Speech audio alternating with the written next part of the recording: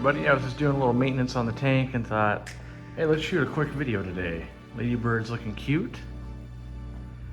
The one-tooth wonder. Well, I guess she has 3 teeth and a broken tooth, but answering some questions I get.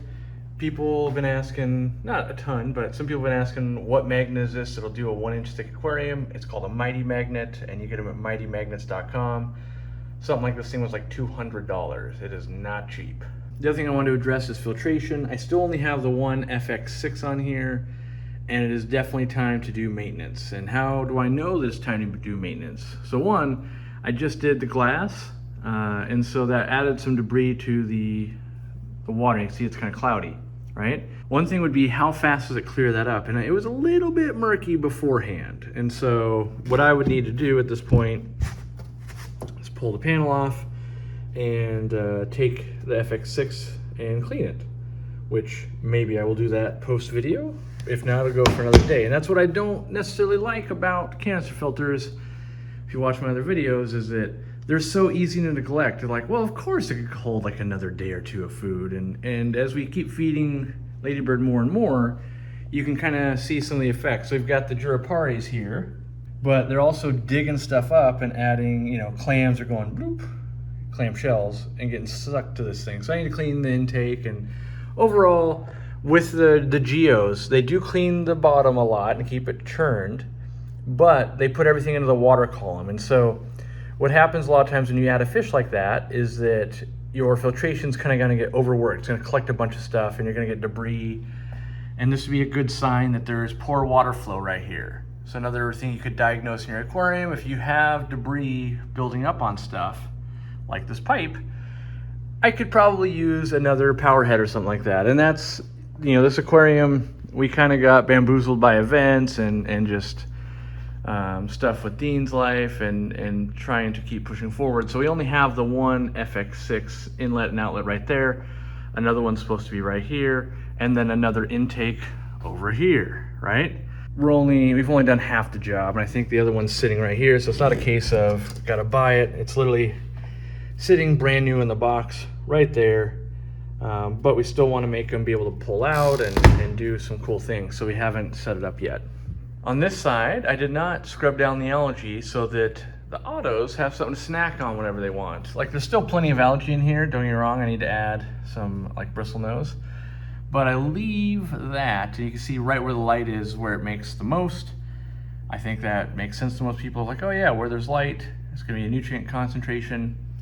I'm finally admitting defeat on plants here anyway, and only because I wanted to do it without, I wanted to see if I could do it without putting Easy Green and everything into the tank. And the answer is no. I've added more light, and even though she makes a lot of waste and there's a lot more fish in here, the waste, you know, the fish load has gone up quite a bit, but I want to get it back, and Jimmy can put an awesome shot right here of back to clown loach days where there was lots of long valsneri in the back and it looks super cool. I really enjoyed that tank, and that's where I want to bring it back to. However, losing the battle to algae a little bit and not putting in, like, actually dosing nutrients, because I'm big on don't spend money unless you have to, and I wanted to kind of, you know, you start second guessing yourself, I would say. You know, I'm gonna take us into the other room, but I've been preaching Easy Green for so long. Hashtag plug right there, right? That's a food I'm testing. I've been preaching Easy Green so long that I wonder if, like, have I just drank my own Kool-Aid and I'm preaching something that isn't needed by most people? And so I tried to do it without fertilizer, and I'm really struggling. And so it's reaffirming, like, yes, I do believe most people need fertilizer. It's not that it can't be done. I have run tanks without fertilizer before. It makes it a whole lot easier. So we'll chime in on these guys. So we've got the pink-tailed Celsius looking good, in my opinion. And the Cupido cichlids starting to put on a little bit of weight. Like, their bellies aren't as sunken in. And then you've got these banded Leporinas, which are growing like weeds, which I knew they would. They get big and they're super fast to the food and all of that. I had a really bad blue-green algae outbreak, and it's one of those like, I should film that, and I didn't. And then I put erythromycin in here, and overnight, way better. And so you can kind of see up front here, from about here forward, that's where I drop food in like all the way down, not all the way down, but that's where food goes in. And you can see the cupidos will dig through there all day long. From about there on, not much food goes, and you can see the buildup. And so I'm thinking about moving. We can start some of the colors starting to come in on these guys, just barely. They look really good when they do color up. People keep asking, why'd you get these fish? And when they get in the right light, you can start seeing some of that color come on. They're just a real nice, subtle, gentle fish that I enjoy. Anyway, I'm thinking about adding some of the Juraparis there to really mix it up, because I've got a few more left. I sent some to Zenzo, and I've got, you know, 3 or 4 over in the tank we can take a look at. I've actually considered switching this whole tank. You guys can let me know what you think of this, but you know, the fish I caught from Peru, and I thought, well, you know, a lot of these fish could just live in the 800 gallon, because those guys are gonna get like 10 inches or more. Same with these guys, 8 to 12 inches. Probably in this tank more towards 8. But a lot of this could go in the 800 gallon. And then we've got Elmer, right? Elmer hanging out down here. He roams around. And I was thinking soon he's gonna wanna eat a lot of veggies. He's gonna want more. And my thought was, if I put like shubunkins or comet goldfish in here, not a ton, but let's say like 2 or 3 comets plus him, that'd be a pretty laid back tank. Because right now when I go to feed him, it's a little bit of a struggle.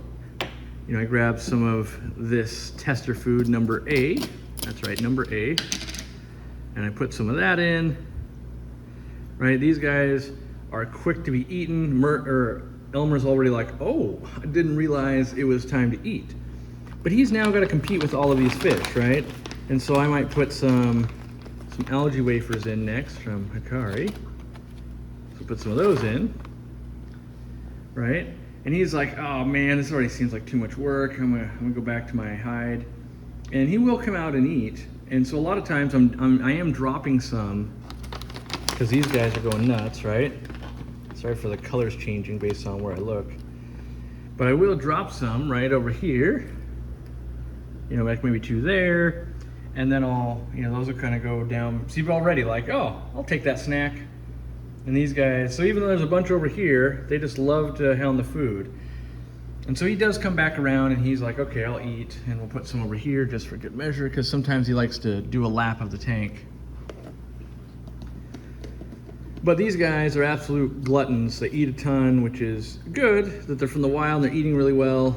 And when I'm not having a camera in their face, these guys are really eating at the bottom. And what'll happen maybe by the time I'm done filming is we'll come back in, you'll see their big bellies, and you'll be like, oh, I see what they're doing. But yeah, so I'm considering a couple, 2, 3 goldfish maybe. I think they're gonna be easier to feed. Like I can just feed them some floating pellets, which I could feed these guys some floating pellets too. Let's look in the cabinet and see if I have any. Yeah, right here. So you can see different test foods, right? And we've got, you know, standard, most of it's extreme stuff and Vibrobites and Aquariumcoop food. But this is just a mix of pellets for like turtles and stuff. You can see their prototype for Aquariumcoop Powerhead, and another video I want to do about spawning mops. Okay, we put out a little what am I just hit myself with? Oh, another prototype product. But the Aquariumcoop Collector's Cup, I was super fortunate to have that around, because while I was in Florida, actually, my wife discovered an egg, which I think it had drowned, but another use for the catch cup is turtle eggs. So my wife found it, she put saran wrap over it, and just like that, there's a turtle egg. Now, whether it's viable or not, we won't know. I suspect not, but at the same time, it is, you know, oozing a little bit, so it could be viable. And if it is, my wife will be super stoked that she found it and got all this going, because she got all it going without me even knowing. So she also found a frog in here, like a tree frog. Anyway, let's open up this container of food. I'll feed the turtles while I'm right here. And this is just a mix of stuff that I've been testing out. Like there's Cory pellets in here. There's some Zoomed, spirulina sticks, and like some other turtle food. And I just bought an assortment to mix up, because I do that sometimes. You know, do I really use the best stuff? I gotta try some stuff. It's almost like you gotta go to a restaurant that you're like, I don't remember it being that good, but it's been 2 years. Maybe it's gotten better, right? I run into that same thing. I'm like, well, maybe this food is different or better than I remembered or anything like that. And then usually I'm like, no, it's not. And, you know, then I'm a little sad. But I feel like I have to keep kind of testing and doing what I do. So let's put a little bit of floating food in here and see if they chow down a little extra. So yeah, the floating food would be nice for these guys. And then goldfish as well, because Elmer doesn't really like to eat off the top unless it's like floating water lettuce, so plants. But these guys prefer eating off the top. I don't know why I always end up doing feeding videos. I guess I'm busy and I start talking, and then naturally when I interact with fish, I want to feed them. Because like, I feel like me personally, I can almost never feed enough, which I just don't feed for the amount of fish I have. I like to feed often, several times a day. But I love that color from the longfin rosy barbs. I don't know if you guys can hear them hitting the top of the water. Let's see if we can film the top of the water. See if they'll...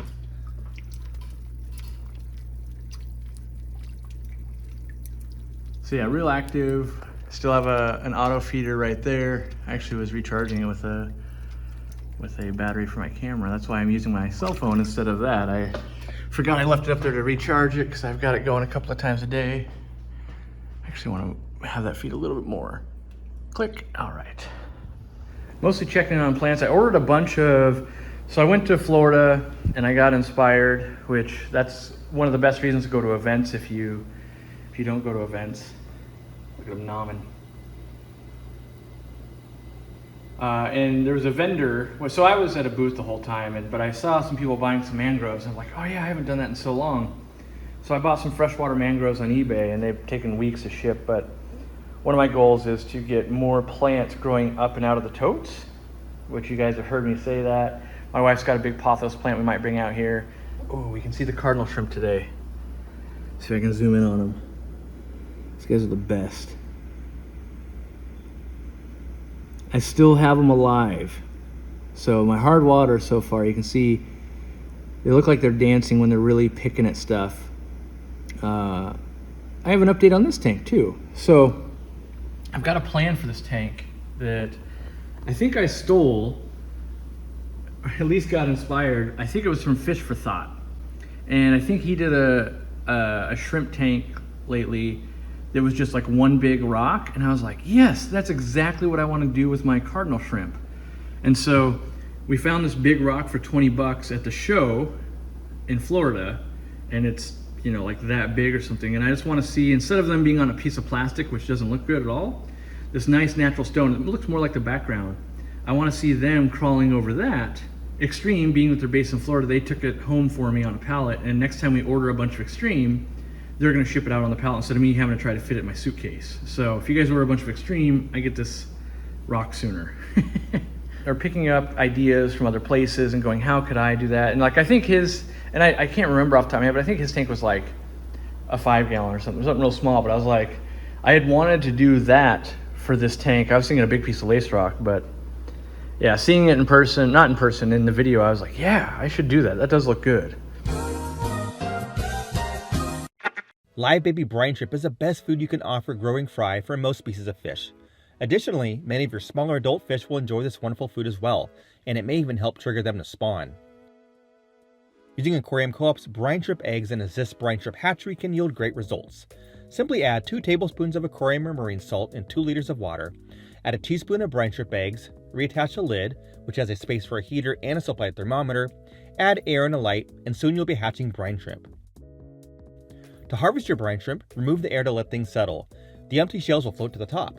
For better results, place a light near the bottom valve as the shrimp will be attracted to the light. Next, open the valve and drain the shrimp into a cup or a fine net if you want to separate them from the salt water.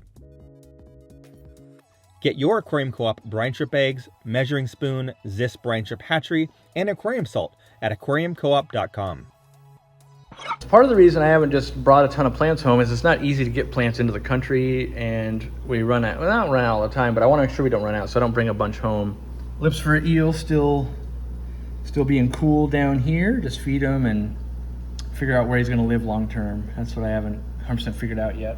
You can see some difference here. Like this is getting more nutrients than this one. It also gets a little bit more light, right? So you've got, you can see it's, well, on my screen I can see it's a little bit brighter. it's getting more light from there. It just goes straight down, right? This is not getting quite as much. And so you can also see, let me go over there, but you see this goldfish plant, it's going that way. That's a sign that, hey, there's more light over here. Let's go this way, right? We're also feeding 2 different foods. I'm feeding krill, smaller bites for these panda guppies. Then here we're feeding vibra bites. And so that could be a difference in nutrients. We are dosing, oh, water change just started. Must be like noon. Easy green in all of these totes, so that way we don't have crashes and we can get, this would be really good for the half beaks as well. The problem is I can't feed those half beaks enough. This will just die off. So yeah, these are all normal super red bristlenose. These are going to go to the store, and there's lots of red cherry shrimp that have been growing throughout here. You can see them. Kind of looks like a Christmas tree. Then I've got long fins. Randy's rebuilding his fish room, and so he's basically I'm holding a bunch of fish for him. Yes, for those that are going to ask, that is, still testing Aquariumcoop heaters. Now, like, we just ask for them with our logo on them when we test them, because they'll do it for us, because reputation is starting to get out there a little bit, so that's helpful. Temperature going in, still calibrating right now. We're at 80, 79.9, 80, 79.9. So that's the water that's flowing into, I think it's bay number 1 way over there is who's getting water change right now. Floating water sprite, still propagating. Starting to look pretty cool in my opinion. This is a plant that I would love to have for like the half beaks and stuff. I think it'll be really good because it's got a decent root structure to it. You can get lots of babies going from it. Like over here, these are all just little babies of that plant. All these totes are getting the same amount of fertilizer, but you see how this is getting a tiny bit, just a tiny bit of food, because I've got Metallicus libraries in here, so there's not a ton of them. There we go. So there's not a ton of them in here yet, and so not a lot of food compared to, they are making babies, so there's babies swimming around down there, but not a lot of food compared to some of the other totes, and so it's a big balancing act. Over here we've got some very fat and happy clown killies, right? Again, not very much food going in, so chicken and the egg of like, either need to put a ton of fertilizer, but it's hard to remember when you're dosing all these, like this one ton, not a lot, ton, not a lot. Here's this one doing really well, here's this one not doing so well, and here's this one not doing so well. So it's interesting, right? There is a lot of fish. I feed this one a lot heavier when I go and hand feed. So the auto feeders go once a day. I hand feed at least once a day. But these guys get fed really heavy. These guys get fed decently heavy too, but I just noticed there's a dead one right here. So that becomes turtle food. Over here, we've got, these are Celebes half beaks. So not gonna show up great on camera yet, but another live bearing fish. Got these from a wholesaler, which is nice. It's gonna be loud because of how the water change is working. Lots of water going. Down here we've got, these are fish from the Amazon. We bought at the wholesaler. These like Arcuatus Corys, looking super cool. What I found very interesting is this had like some gunk on the bottom, kind of like this tank and this tank, just like some debris that settles out, right? And this might be it was more like these two, I guess, where you can see all this debris. This one plant that gets a little bit of fertilizer, same thing here. We're trying to propagate these to get ready for when I find a fish. Hey, some plants are already grown and starting to, work. But the Corridor has cleaned up all of it. So they literally scrubbed the bottom, and now it's in this little poop pile. So they're just, it goes to show how good at cleaning these Corridoras are. That looks cool, doesn't it? But overall, not a ton of visual change yet, I would say. I do hope that will come to fruition. I'm not in a race. What I like to do is I like to do this like a hobbyist would do it, instead of like a business would do it. Now, I totally get that, well, you have a very expensive building you've built, and that's unattainable. Yes, but rewind a couple fish rooms where, you know, I was just gathering tanks from anywhere cheap source I could, and it wasn't that much different. This looks visually nicer, I will say that. It costs way more money. But in terms of tanks holding water, you know, I have about the same as I've always had in my fish room. You know, whether these were IBC totes at 50 bucks a piece, or whether these nicer black totes that, if you're asking, look in the older videos, because we do post links to where we bought them, but they're not easy for everybody to buy. They got to be local to you. Their shipping's crazy expensive, blah, blah, blah. In fact, this is the company I do buy them from. Daco. But if you call them, they're just gonna be like, yeah, we're based in Washington. We're not gonna ship it to your state. And so they're gonna be like, find a place that does it local. But you can at least get on their website. You can find these, get the name, and, you know, figure out where you're gonna source some from. But anyway, back to the original point. I try to do this like I did it when I was a hobbyist, and I still am a hobbyist. So I still rely, these just used to all be Eheim auto feeders, right? Now they're my own. But yes, I would spend the $25 per auto feeder to put on my tank so that if I needed to travel or I wanted to feed multiple times a day. And so that's always been true. And then instead of me just coming in and buying tons of plants, being like, look how good it looks, I've been growing them very slowly. And so like this water sprite, perfect hobby example. I paid $35 for a couple of small clumps that were half dead because they got shipped to me, and it doesn't ship that great. I've been growing it out, and you guys have been watching this for months and months and months. Could I buy just an absolute insane amount? Yes. You know, this guppy grass from my old fish room, that was some trimmings from Dean, right? This one is all from my 29 gallon in the fish room. You can still see the original pot. So this is one pot that I've just been growing and growing and growing, right? And so one, I like to watch things grow. That's a lot of why I do this. Is I just like to go, yeah, let's see how this pans out. And two, I like to get testing with what it's like for you guys. So yes, you guys could always go, I spent $10,000 and bought a ton of plants. But what if you buy one plant and you want to start propagating multiple tanks and totes and all of that? It's totally doable, and I can show you guys that it just takes time. And for me, I'm not in a race. So what I mean by that is I don't need to make 5 videos a week on YouTube. I need to enjoy the hobby. I'm gonna be keeping fish 30 years from now. And so I don't need this thing to be turnkey tomorrow.